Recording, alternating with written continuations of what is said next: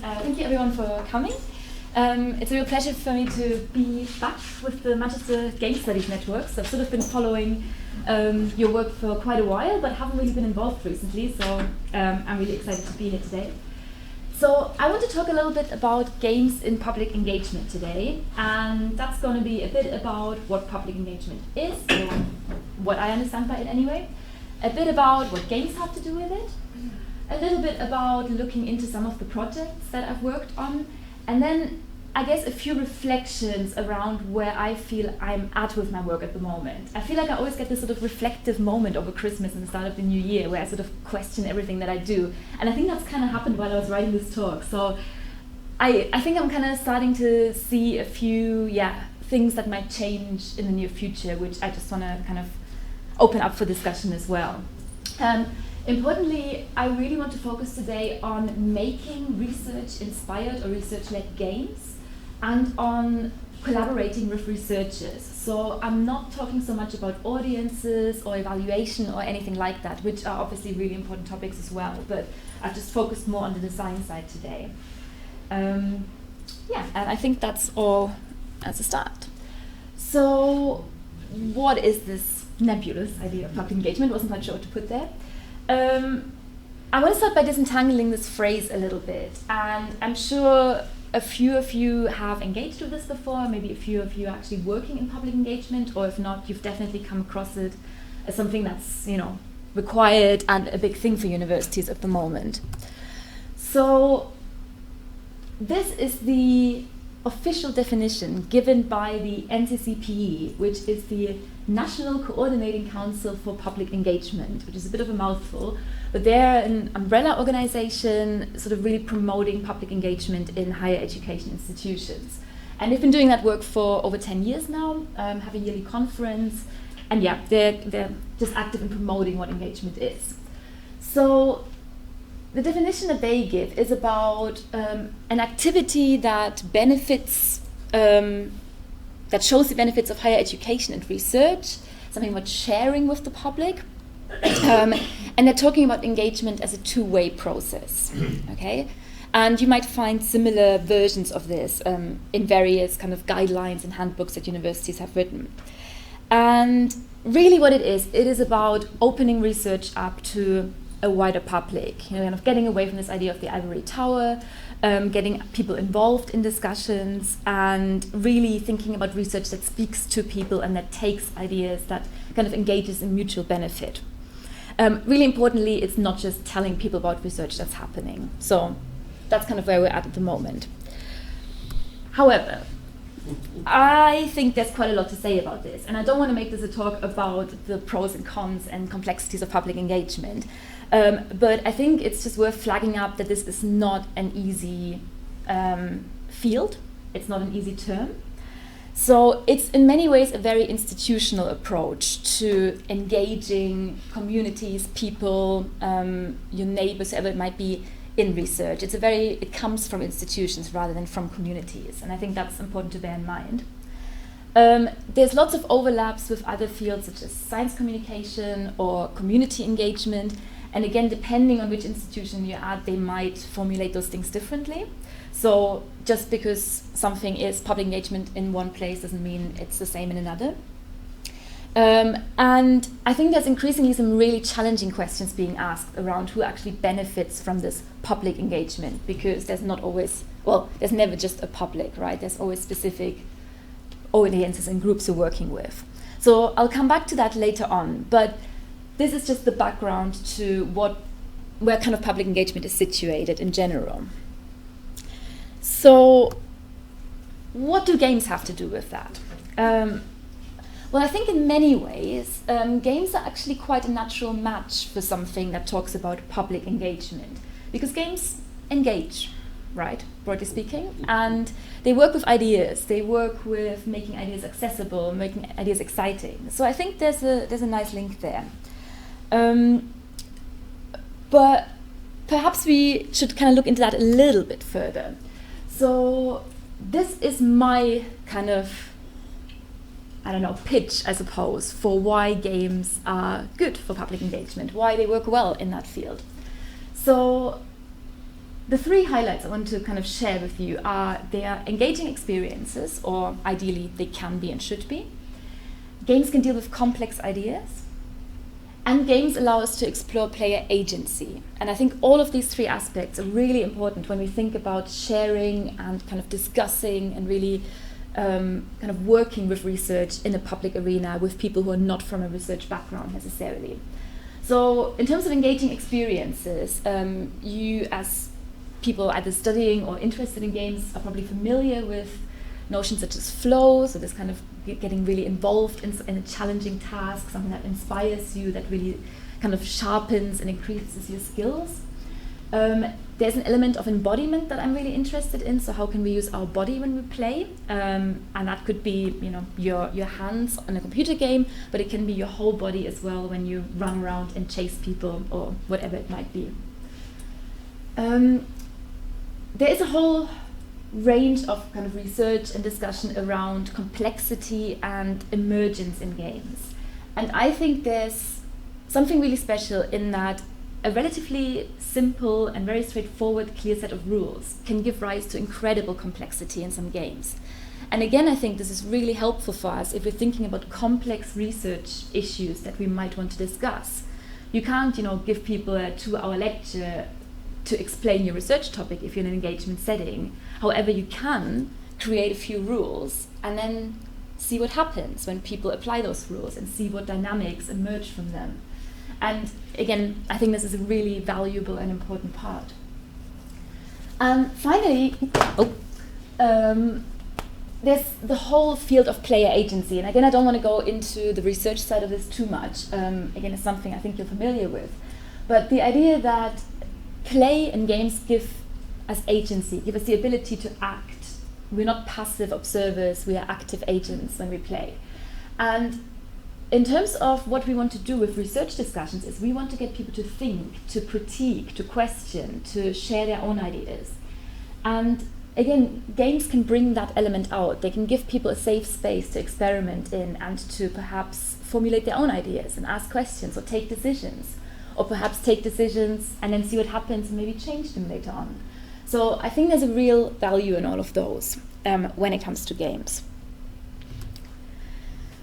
Now, I work in a very particular setting for games, and that is non-digital and active physical interactions. So basically anything that is not a video game or a board game. And it's by no means to say that they're not good and that I don't like them. I actually play a lot of board games, I really enjoy that. But I have a real interest in what happens when you get off the screen and off the table. Often they're very much inspired by these other forms of games, but I want to see what else is going on there. And I think there's a few reasons why that type of games, these sort of playful experiences, work particularly well in a public engagement context again. So there's a strong focus in public engagement on events, such as this one. Anyone think they know what that is? Green Man. It's not Green Man, but that's a really good one as well, with lots of sort of science activities and a bit closer to home. Blue Dots? Yeah. It's great. Blue Dots, great. I do like it. So yeah, public engagement has a really strong focus on events, and it might be a music festival, or it might be kind of a showcase. It might be the Manchester Science Festival, taking events out down into a shopping centre, whatever it might be. This idea that you kind of take this engagement out of traditional settings, such as a classroom or a university lecture room, out into the city, into people's everyday lives. So there's something about getting away from kind of traditional table or screen settings that's happening here. I think alongside that, we've also seen a real rise in real life kind of game experiences. So escape rooms, for example, treasure hunts, immersive interactive theatre, weird kind of mashups of things. So I've recently seen this, I think it happened last week, there was a murder trial scenario running down a Stockport with a Prosecco dinner alongside. So it's kind of really weird combinations of leisure activities, but it's becoming something that people do. And I guess a few years ago, if I was talking about physical and kind of street games, people were quite clueless. Now they say, oh, like an escape room. It's like, yeah, kind of. So there's kind of a cultural shift here as well, that games are perceived as something wider, something, that isn't just sat down in a way. And just to illustrate that, ignore exactly what it says on there, but this is the rise of escape rooms between 2012 and 2018, with basically none to up to almost 20 per 1 million inhabitants in the UK. So it's, an extreme rise in that particular form of play or game experience. I think alongside greater familiarity with this sorts of real-world experiences, there's also a challenge here, though, because people expect more. It's not really good enough any longer to say, we've got a little store and here we've got a little activity where you put a few tokens around and then that's our engagement game or whatever. People are used to really great experiences now, and I think to do high-quality public engagement, you need to take that up as well. So there's a challenge for public engagement producers embedded in this.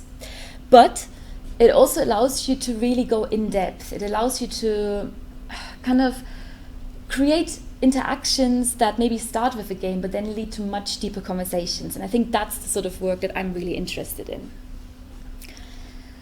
So this is a bit of preamble. Now I want to quickly say a few words about how I ended up in this space, partly because I'm still not sure how I ended up here. And because I sometimes think, our ideas of research careers can be quite narrow, but there are other ways of doing things. So I have a background in geography. I did my PhD in geography, human geography specifically, and I've always had an interest in kind of creativity and materiality. That's things I focused on. But during my research, particularly towards the end, I always found everybody else's more interesting than my own. That's not to say that I didn't enjoy it, but I just didn't get this deep sense of commitment to my topic, and everybody else was doing such interesting things.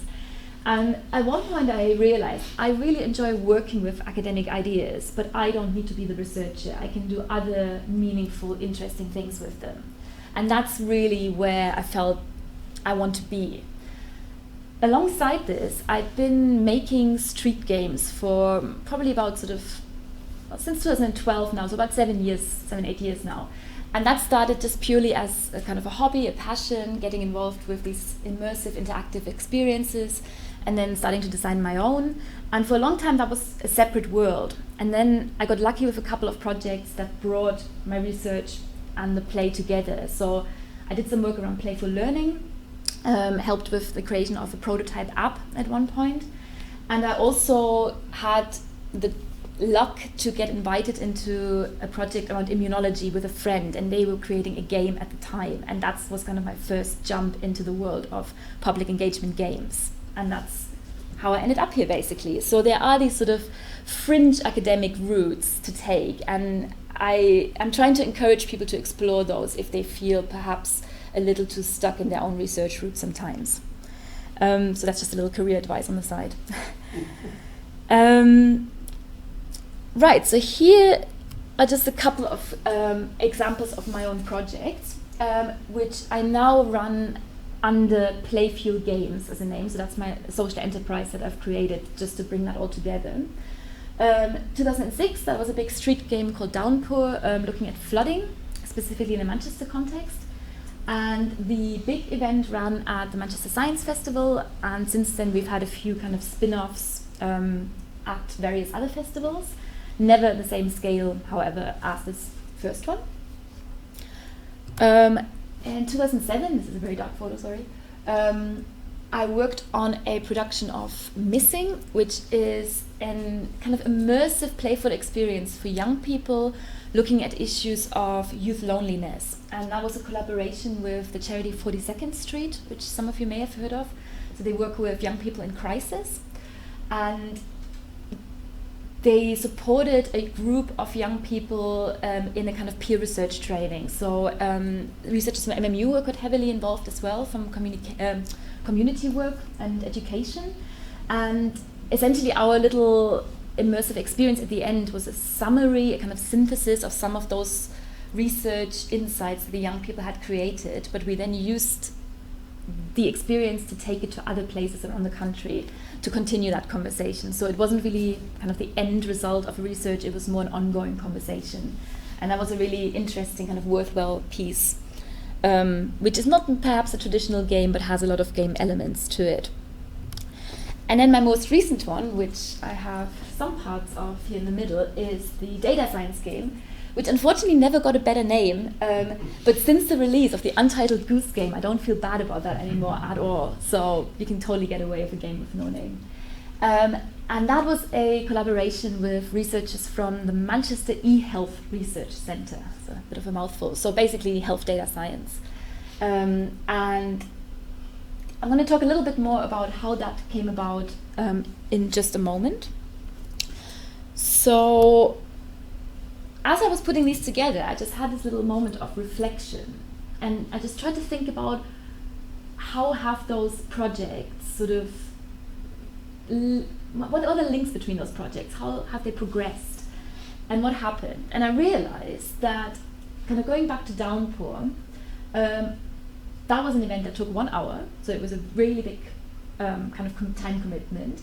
It required a crew of probably plus 14 people, so we had a few actors, we had some producers, and we had quite a few volunteers with us that day. It was quite expensive to put on because of all of the crew that we needed. We had film material in it, we had venue hire, all of that.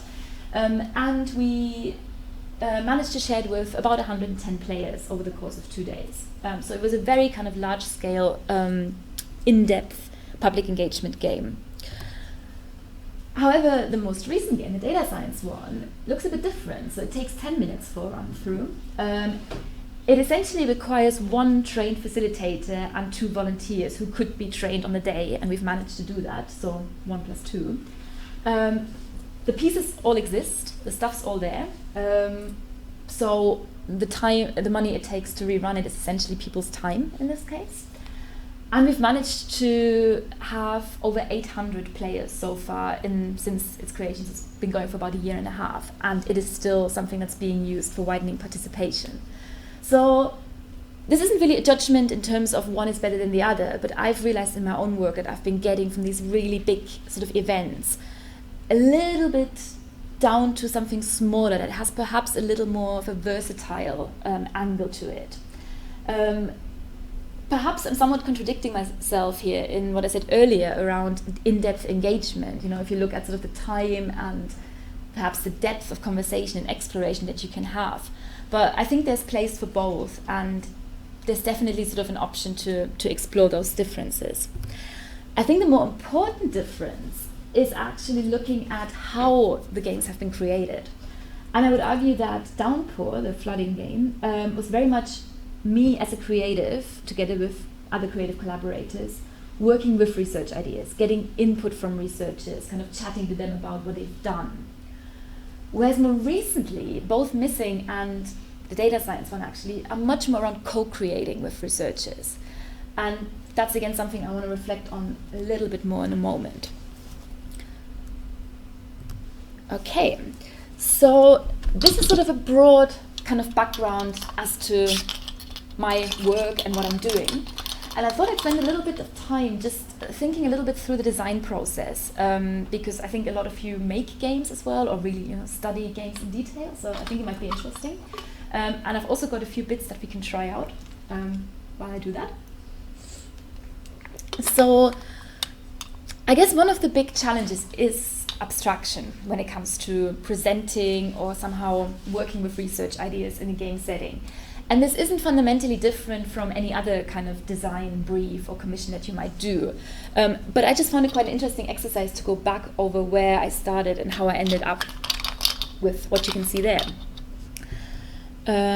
So basically the question was, how do we get from this, so a general discussion around health data science, what it is, what it might mean, to this.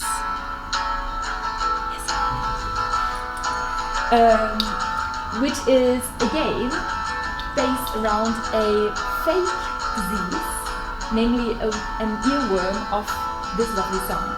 So people are stuck with an earworm on the wall and they just can't shift it, and we're looking into finding new treatments for it. I'm going to skip to the next slide because it's going to get really annoying. So, what we started doing when I first got into contact with the researchers who actually approached me, so the public engagement manager approached me about making a game. And we had a big focus group right at the start with about 12 or so researchers.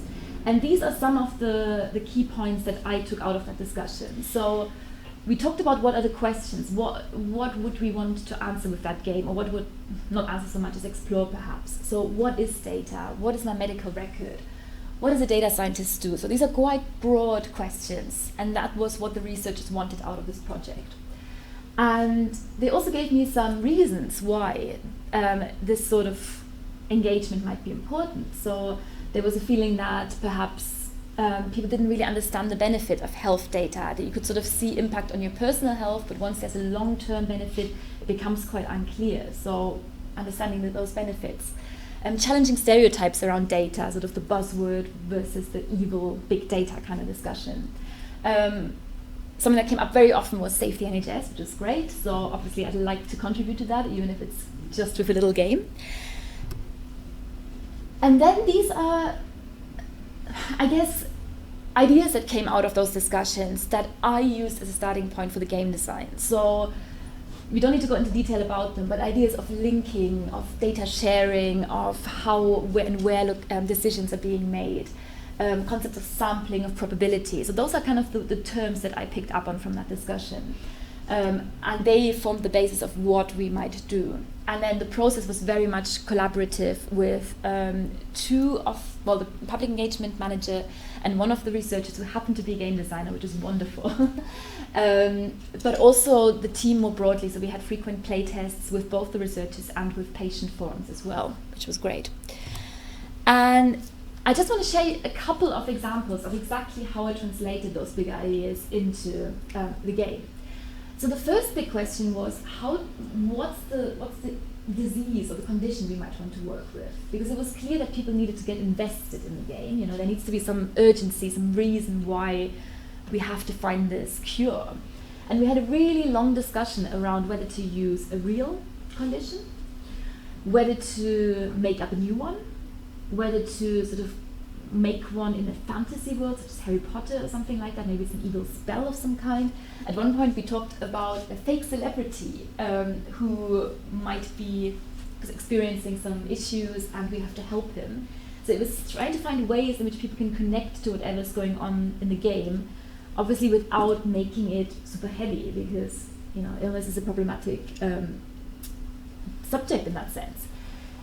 And eventually we came up with this idea of the earworm, and that actually worked really well. So you're welcome to have a look at the board, but I can also just pass a few of these around. So these are some of the materials we made for the game. So these are fake journal articles that people sort of collect as the game goes on. And it doesn't really matter what it says on them, and just pass them around a few. So it doesn't really matter what it says on them. It was simply to give the game a bit of kind of character and a feel. And the treatments they work with are synth pop therapy, operatic cleansing, and soul healing. So the whole game is themed around this kind of music treatment type scenario. And that, I think, worked quite well in terms of kind of balancing out our need to have something to focus on versus keeping it lighthearted in that sense. Here are two other examples. So I mentioned earlier that data sharing was something that came up. And the idea that not everybody has access to sensitive data, and we shouldn't assume that just because we might share some medical records with a researcher that everybody can just read everything that's going on. So we then looked into how that could be replicated. And one of the things was that we said, okay, there's going to be some researchers who have access to one type of data and some researchers have access to another, but they have to share that information at some point. And without going into the details of the game, they might have to just share a card like this at one point. And the way we ended up kind of replicating this idea of needing to take care of your security was simply through dice.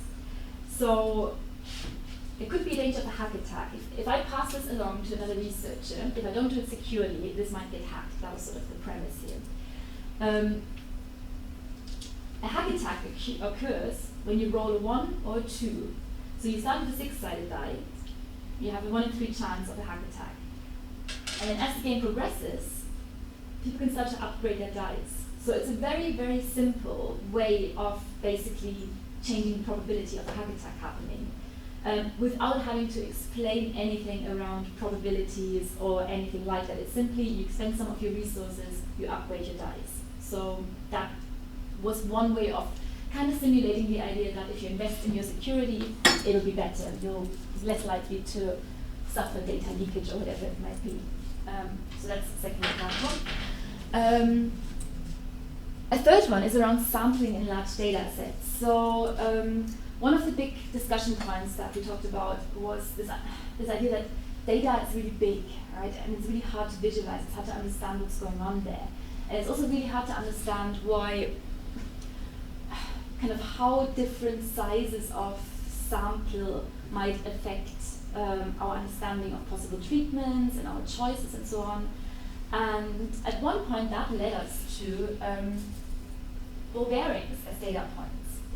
And again, I think this is after lots and lots of trying and so on, kind of helps visualize this really well. So you have different sized spoons that allow you to take samples from these little containers, and they symbolize different treatments. So I might have this one for synth therapy and this one for operatic cleansing.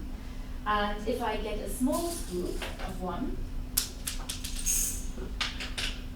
so these are my data points that I get to look at. And it doesn't really tell me very much about the distribution that's going on in the big container, because it's a really, really small sample, right? So if I need to make a decision on which treatment might be the best, this doesn't really tell me very much. So the silver ones basically mean it works, the black ones mean it doesn't work. It's quite small. But as the game progresses, I can get bigger spoons and I can get bigger scoops. So I might get a big one, or the other ones. This is all done with the help of facilitators. So people don't do that themselves, so it's all guided. Okay, this is already a bit bigger, and then I might, unlock another spoon and get another one. Okay, let's see how this goes.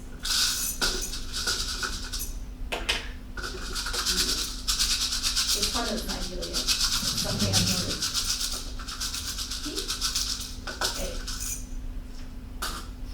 Okay. So then people might be asked, so which treatment do you think is the most effective? Can you tell? What do you think? If the silver ones mean it works, and the black ones mean it doesn't work, which one would you go for? It's just a discrepancy in evidence, though, isn't it? So yes, if you had to make a choice based on these two samples, which has biggest ratio of silver? we don't know about the ratio. It's a bigger volume. Yeah, so you've had essentially maybe you've had a chance to get bigger samples on this one. More people shared their data. So you've got better evidence here on which to make your decision. This one, you've got very, very little data points, basically. Right? Well, that doesn't show which is the better treatment, though. It just shows that you've tested this one more thoroughly.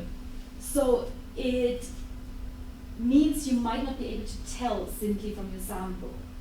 But if you were now pragmatically, then if you're a commissioner, then pragmatically you would take the evidence that you've got and you're not able to rectify the fact. Well, that could be brilliant. That could be a brilliant and that's exactly the point. Exactly. So people get the sense that it's better to have more data points. It allows you to make better predictions of what's going to work. And that's exactly it. So if you have really, really small samples, you can't really tell what's going on. These are the sorts of conversations you have in the end of it. This one is slightly better. Okay, so that is sort of how this game works, just as a little bit of an insight, and maybe as a little bit of a demonstration how these abstractions kind of came about. I did think of maybe playing a little version, but I couldn't bring everything, so maybe we'll leave it for the end. Yeah, I'll just talk a little bit about collaboration, and then if you wanted to have a go at trying some of these things out or looking at some of the pieces, maybe we'll do that way around, if that's okay. So, I think another really big topic that I've been thinking about and reflecting on recently is this whole notion of collaboration, co-creation, all of those ideas. Because essentially they are fundamental to projects like this. You know, this is never about a game designer making a game out of nowhere with no other input. It's very much tied to working with researchers, working with their work, and ultimately working with audiences and working with where these games are going to be shown as well. And let me just get my notes again. Sorry.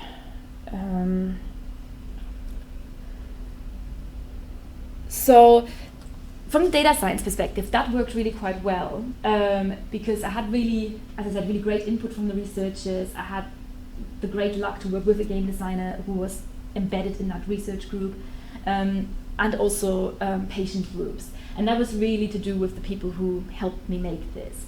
But I want to reflect on two of the other projects and the different sort of ways in which these collaborations might work for a moment. So going back to Downpour, flooding game, these are all the agencies and partners we worked with that time. So it's quite a big group and quite a lot of input.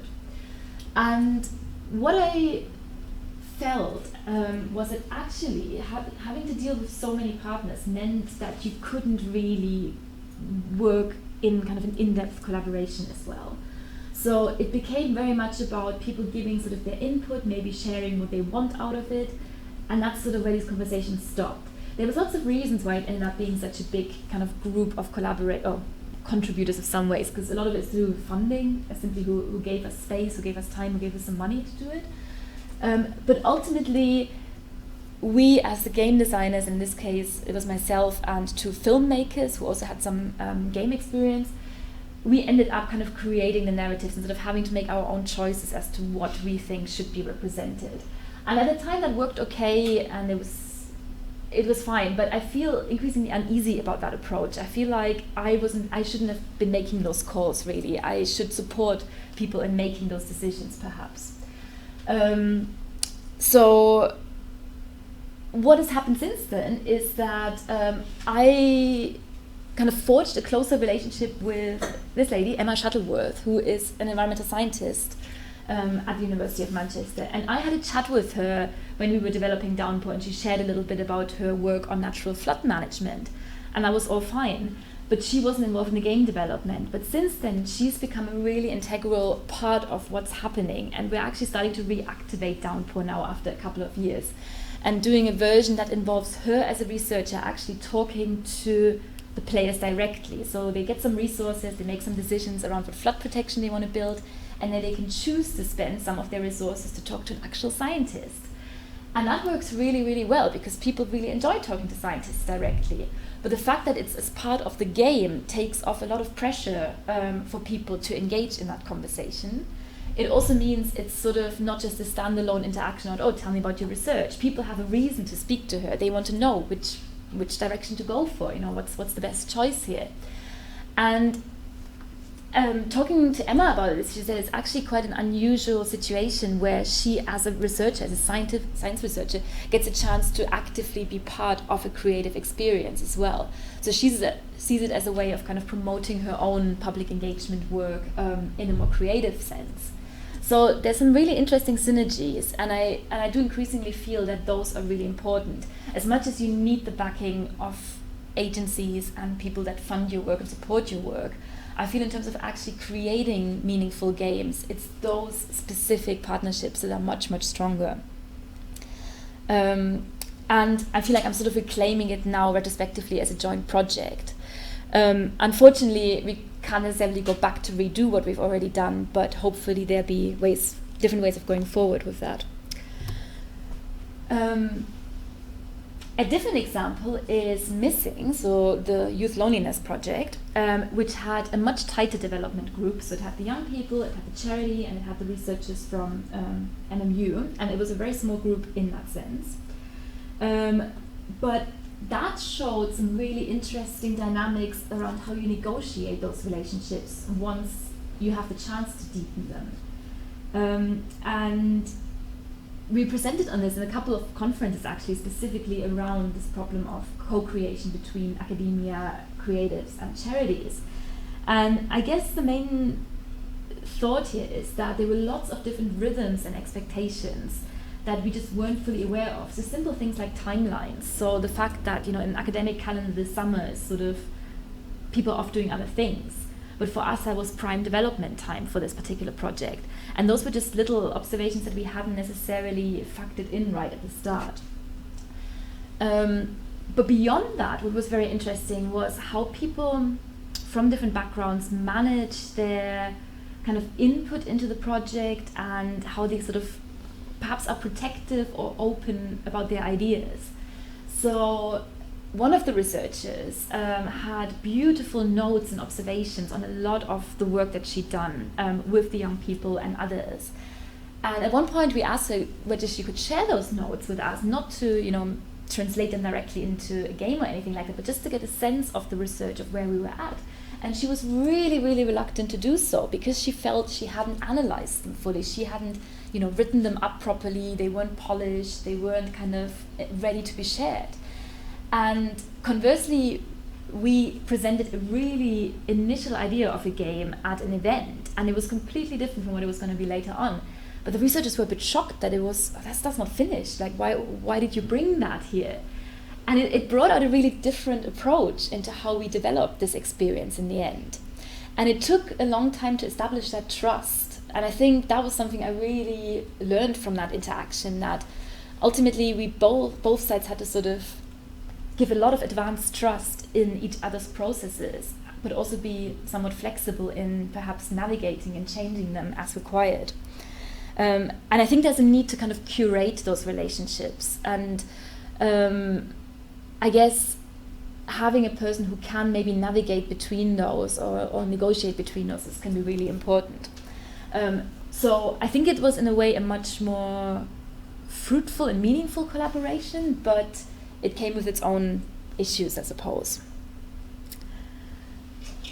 So, having heard all that, so having talked a little bit about public engagement broadly and then a little bit about how it might work, I think there's a bigger question here, whether we actually need games in public engagement. I made a big kind of pitch for it initially and saying, well, there's a natural link, but I am starting to question how these kinds of events that I've been making, that I've really enjoyed making, and that people have enjoyed playing, whether they're really what we need to make research more open and accessible and inclusive. And so my answer to that question is that. Some people got it, yes. That was an accidental joke. I wrote that and I was like, oh, there's a joke in here. Sorry about that, it's really terrible. But that's kind of, I think, where I'm at the moment. So at the last NCCPE conference, the big coordinating center for public engagement, the theme was disruption. And there were a lot of discussions around what public engagement means in this day and age. It happened just after the strike, so there was a lot of sort of consciousness around, the higher education sector, what's happening with the wider world at that point. Are we still doing this the right way? And in the discussions, you saw a real shift towards notions of community engagement. The civic university was something that was being mentioned a lot, and just a general move towards greater partnership and community ownership of what's happening with research. And I think that's absolutely important. And I think I think there's a lot of problems with having this approach of, here we've got something great, we'll package it into a nice experience, as great as this experience might be, and there you go. That's, it's on the table for you now. And I think I've been a little bit uneasy with my own approach around that. So I think games are great, but I don't know if my audiences necessarily think that as well. And I think it's really easy to become sort of swayed by somebody enjoying it. Well, sure, they might enjoy it, but is it actually what they need and want? So I think the approach we had with Missing was a lot more promising in that. It was a lot slower, it was a lot more around co-creation. The data science game, I think, is perhaps a little bit more of that older model and something I would like to kind of rethink as I move forward. So the question of what next, I've been starting to do a lot more facilitation around game design rather than game design myself. This is a project I'm involved with in Nairobi at the moment, which is a sensitization as a precursor to a big health study that's going to take place. And we trained local champions in making their own little games. And they're really simple. This is one called Blind Striker. And we just developed kind of community-based games and then tried to think around the messages that those games might send out and whether there's links to the research and how that could help explain what's happening with the research. So my role was really just sharing some ideas and tools, and then everything else happened in the community. And that makes so much more sense than me going, here, I've made this great game about child lung health. That just wouldn't feel right. And I think that's definitely a model I would like to move towards more generally. But also I think there is something around more genuine co-creation with researchers. So with Emma, I'm currently working on trying to get game design really early into a flood management bid. So rather than it being this, oh, we've done research and now we do some engagement, can we actually use games as a way of engaging stakeholders throughout the research process? And I think there's real potential for that as well. So starting from the questions, from even case study sites, whatever it might be, to data collection, to analysis, to then sharing ideas. So I think both of those approaches are really valuable, and I'd like to explore further. And yes, thank you. Just to continue with the bad Oasis jokes. I have written a little paper together with Emma around downpour and our collaboration, so if anyone's interested in following that up, you can do that, or I can send it around if you like. So that's it. Thank you. Thank you.